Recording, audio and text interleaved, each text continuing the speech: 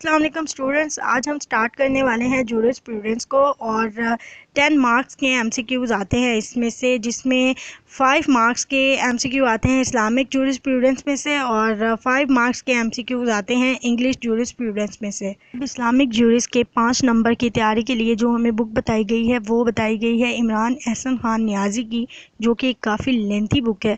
अगर हम इस बुक को कम्प्लीटली रीड आउट करने लगते हैं तो हमें एटलीस्ट 15 दिन लगते हैं, और अगर हम बहुत ज़्यादा डीपली जाके इसको रीड आउट करते हैं तो हमें 20 to 25 डेज़ भी लग सकते हैं। इसमें एक पॉइंट ये है कि बहुत से स्टूडेंट ने आज से पहले इस ऑथर का नाम भी सुना नहीं होगा, ठीक है, और बहुत से बच्चों ने ली भी होगी ये बुक, लेकिन काफ़ी स्टूडेंट्स के पास ये बुक नहीं होती, ठीक है। दूसरी बात ये है कि 5 नंबर के लिए अगर हम ये किताब ख़रीदते हैं तो वो बाद में हमारे काम नहीं आएगी। सबसे पहले उन बच्चों की उलझन दूर कर देती हूँ जिन्होंने खुद से तैयारी करनी है लेकिन बुक भी नहीं लेनी और पढ़ना भी है।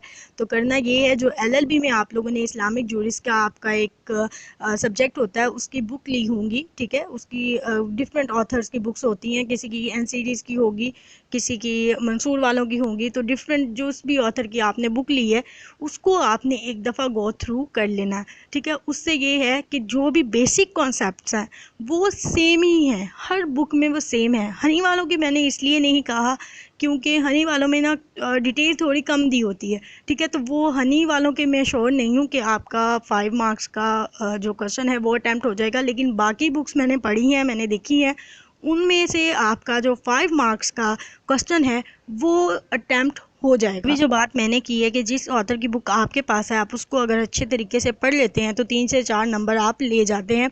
तो ये बात सुनते हुए यकीनन आपके ज़हन में आया होगा कि हमें HEC ने बुक कुछ और बताई है, ये हमें कुछ और पढ़ने का कह रही है, जबकि स्टेटमेंट्स भी उसी बुक में से आती हैं।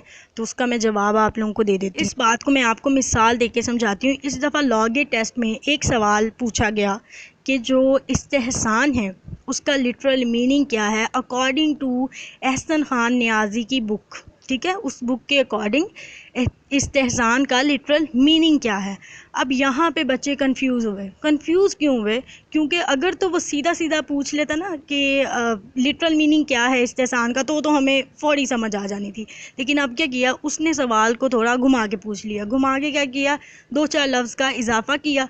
यहाँ पे हम कंफ्यूज हुए। हम क्यों कंफ्यूज हुए? क्योंकि हमने ये बुक नहीं पढ़ी। हमारे माइंड में यही आया ना, हमने तो ये बुक पढ़ी नहीं है, पता नहीं इसका क्या जवाब आता है, हो सकता है जो हम बता रहे हैं वो ना हो। इस सवाल का जवाब सही किसने लगाया होगा? जिस शख्स ने कॉमन सेंस यूज़ की होगी उसने इस सवाल का जवाब सही लगाया होगा। यकीन करेंगे इतना का कॉमन सवाल है इस्तेहसान वाला, इतना का कॉमन है कि आम बंदे को भी पता होता है कि इस्तेहसान का मतलब कंसीडर समथिंग गुड है, ठीक है। लेकिन क्या है, सिर्फ एक लफ्ज़ के इजाफे से हम लोग इतने कंफ्यूज हुए कि हम गलत जवाब लगा के आए। क्यों? क्योंकि हमें पता ही नहीं था कि बुक में क्या लिखा हुआ है। अब कुछ चीज़ें यूनिवर्सल ट्रूथ होती हैं। फॉर एग्ज़ाम्पल, अगर इमाम अबू हनीफ़ा पैदा हुए हैं कूफे में, तो कोई भी बुक लिखे, आप बुक लिख लें, कोई दूसरा ऑथर बुक लिख ले, मैं बुक लिखूं, तो मैंने इमाम अबू हनीफ़ा की बर्थ प्लेस कूफा ही लिखनी है, ठीक है। स्टेटमेंट में वो किसी भी ऑथर का हवाला दे, वो किसी भी बुक का हवाला दे, उसमें जो बर्थ प्लेस है इमाम अबू हनीफ़ा की वो कूफा ही लिखी जाएगी। सेम इसी तरह वो किसी भी ऑथर का हवाला दे के, किसी भी बुक का हवाला दे के अगर वो आपसे पूछता है कि इजमा की क्या तारीफ़ है, इजमा की क्या लिटरल मीनिंग है, इस्तेहसान की क्या तारीफ़ है, इस्तेहसान की क्या लिटरल मीनिंग है, हुक्म की कितनी काइंड्स हैं, ठीक है, इमाम अबू हनीफ़ा कहाँ पैदा हुए, कब पैदा हुए, कितने स्कूल ऑफ थॉट्स हैं, एंड सो ऑन, जितने भी टॉपिक्स हैं जिनकी एक्सप्लेनेशन, डेफिनेशन या जो है काइंड्स चेंज नहीं हो सकती, वो एज इट इज़ ही रहती हैं। किसी भी बुक में कोई भी ऑथर लिखते हैं उसने एज इट इज़ ही रहना है, वो चेंज नहीं हो सकती। तो उसके मतलब जब भी आपसे सवाल किया जाता है तो उसका जवाब सेम ही आता है। स्टेटमेंट में वो आपको किसी भी ऑथर का, किसी भी बुक का हवाला दे के पूछ ले, जवाब उसका सेम ही आना है। तो चेंज क्या होता है, एक किताब दूसरी किताब से मुख्तलिफ क्यों होती है? वो जो मुख्तलिफ होता है ना उसमें वो होती है उसकी वजाहत, जिसे हम इंग्लिश में एक्सप्लेनेशन कहते हैं, ठीक है। वो चेंज होती है क्योंकि वो हर शख्स अपनी ज़ुबान में, अपने अंदाज़ में करता है। जिस तरह एक टॉपिक को मैं किसी और तरीके से आपके सामने इलेबोरेट करती हूँ, आपके सामने उसकी वजाहत करती हूँ, कोई और टीचर है वो दूसरे तरीके से करता है। तो यहाँ पे चेंज है, ठीक है। लेकिन अगर मैं आपको एक टॉपिक पढ़ाती हूँ तो जो बुक में लिखा हुआ है मैंने आपको वही पढ़ाना है।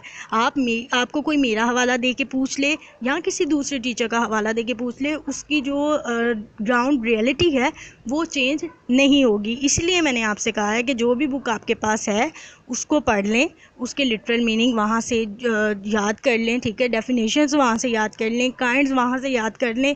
अगर कोई इस तरह का सवाल आता है जो कि नॉर्मली ऐसे ही आते हैं तो इंशाल्लाह आपके 5 में से 4 नंबर आ जाएंगे। इंग्लिश जूरिस्प्रूडेंस के लिए भी सेम मेरी यही एडवाइस है, आप लोगों को जो बुक है आपके पास उससे तैयारी करें। ये थे वो पॉइंट्स जिनका क्लियर होना बहुत ज़रूरी था। और आप लोगों की जो बुक है उसमें आधी से ज़्यादा थ्योरी है, तो थ्योरी के साथ हमारा कोई ख़ास कंसर्न नहीं है क्योंकि उसमें से क्वेश्चन नहीं आते हैं, ठीक है। जो क्वेश्चन आते हैं वो आते हैं मीनिंग में से या डेफिनेशंस में से, और कुछ गिने चुने टॉपिक्स हैं इस्लामिक जूरिस के जिसमें से क्वेश्चन आते हैं। तो हम वही टॉपिक्स करेंगे जिसमें से मोस्टली क्वेश्चंस आते हैं, ठीक है, और जो इम्पॉर्टेंट है। टॉपिक स्टार्ट करने से पहले एक और बात मैं आप लोगों को बता दूं कि जब भी आपने इस्लामिक जूरिस का या आपने इंग्लिश जूरिस का सिलेबस करना है तो आपने 1 लाइनर फॉर्म में या क्वेश्चन आंसर फॉर्म में या आप कह सकते हैं की पॉइंट्स फॉर्म में इसको याद करना है, ठीक है, जो कि आपके फिंगर टिप पे होगा और आपको रिवाइज करने में आसानी रहेगी। सबसे पहली बात या सबसे पहला सवाल ये पूछा जा सकता है कि कितने सुन्नी स्कूल ऑफ थॉट्स हैं।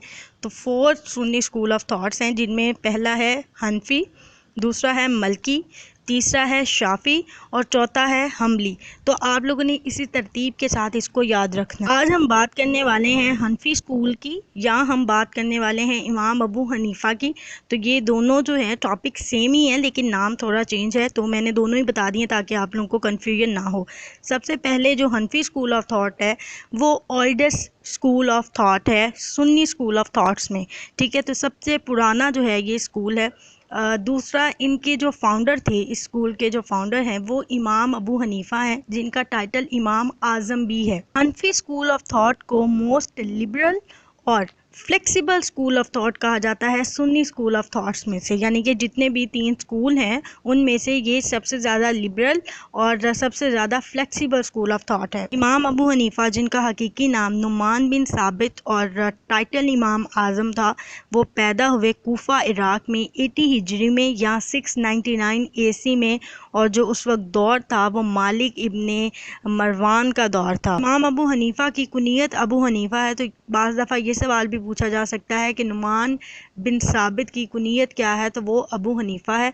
और ये वाहिद ऐसे इमाम हैं जिनको ताबी कहा गया है, और ताबी ऐसे शख्स को कहा जाता है जो नबी करीम सल्लल्लाहु अलैहि वसल्लम के सहाबी से मिला होता है या जिसने नबी करीम सल्लल्लाहु अलैहि वसल्लम के सहाबी को देखा होता है, उसे हम ताबी कहते हैं। इमाम अबू हनीफ़ा के टीचर्स की बात की जाए तो बहुत सारे टीचर्स से उन्होंने इल्म हासिल किया था, लेकिन 2-4 टीचर्स ऐसे हैं जो मोस्ट फेमस है। सबसे पहले इमाम जाफ़र सादिक, और दूसरे नंबर पे अब्दुल्ला बिन मुबारक, और तीसरे नंबर पे उस वक्त इमाम ऑफ कूफा हामिद इब्ने अबू सुलेमान जो थे वो उनके टीचर थे। इमाम अबू हनीफ़ा की बुक्स की बात की जाए तो 2-3 ऐसी बुक्स हैं जो फेमस हैं। सबसे पहली है फ़िक़हुल अकबर, दूसरी है किताबुल अतहर, और तीसरी है मसनद अबू हनीफ़ा। इमाम अबू यूसुफ इमाम आज़म के सबसे मशहूर स्टूडेंट माने जाते हैं, और ये वाहिद ऐसे स्टूडेंट हैं उनके, और मुस्लिम दुनिया के पहले इमाम हैं जिन्होंने जज का ओहदा संभाला था। इमाम अबू हनीफ़ा पहले ऐसे इमाम हैं जिन्हें इमामुल राय भी कहा जाता है, ठीक है। और दूसरा, लीगल कस्टम और यूजेज का जो इस्तेमाल था वो सबसे पहले इमाम अबू हनीफ़ा ने किया था। इमाम अबू हनीफ़ा के रोल की या इमाम अबू हनीफ़ा के काम की बात की जाए तो सबसे पहले कयास का इस्तेमाल जो किया गया था वो इमाम अबू हनीफ़ा ने किया था। इसी के साथ ही नज़रिया इस्तेहसान का जो इस्तेमाल हुआ था वो भी इमाम अबू हनीफ़ा ने ही किया था।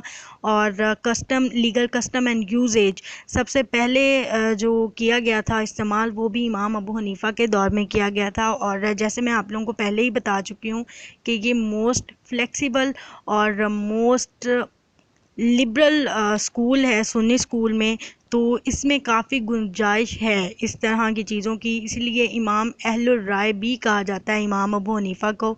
और हदियत ऑफ मारगनी एक रिमार्केबल वर्क है इमाम अबू हनीफ़ा का। और सवाल पूछा जा सकता है कि अपनी कितनी ज़िंदगी वक्फ की इमाम अबू हनीफ़ा ने इस सारे काम में या इस स्कूल को परवान चढ़ाने के लिए। तो 30 ईयर्स अपनी ज़िंदगी के वक्फ किए इमाम अबू हनीफ़ा ने, और 40,000 ट्रेडिशंस ऑफ हॉली प्रॉफिट उन्होंने इकट्ठा की। इमाम अबू हनीफ़ा के 30 से 40 स्टूडेंट्स ऐसे थे जिसकी कमेटी बनाई गई थी जो कि ट्रेडिशंस इकट्ठी करती थी हॉली प्रॉफिट की। तो ये सवाल पूछा जा सकता है कि कितने लोगों की कमेटी थी, तो 40 राइट आंसर है इसका। ये वाहिद ऐसा सुन्नी स्कूल है जो अलाउ करता है endorsement of logic and usage of formulating legal judgements as a practice.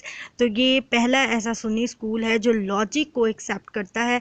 इसके अलावा जितने भी स्कूल हैं वो लॉजिक को एक्सेप्ट नहीं करते। इमाम आज़म की डेथ की बात की जाए तो 2 रवायात मशहूर हैं इनकी डेथ को लेके, लेकिन हम वो रवायत बयान करेंगे जो ज़्यादा कॉमन है। ठीक है, कहा यह जाता है कि खलीफा मंसूर ने आपको ओहदा ऑफ़र किया था चीफ़ जस्टिस का, लेकिन उन्होंने इनकार किया। इमाम आज़म ने उस ओहदे को ऑन करने से इनकार किया, जिसकी पादाश में खलीफा ने उन्हें कैद कर दिया।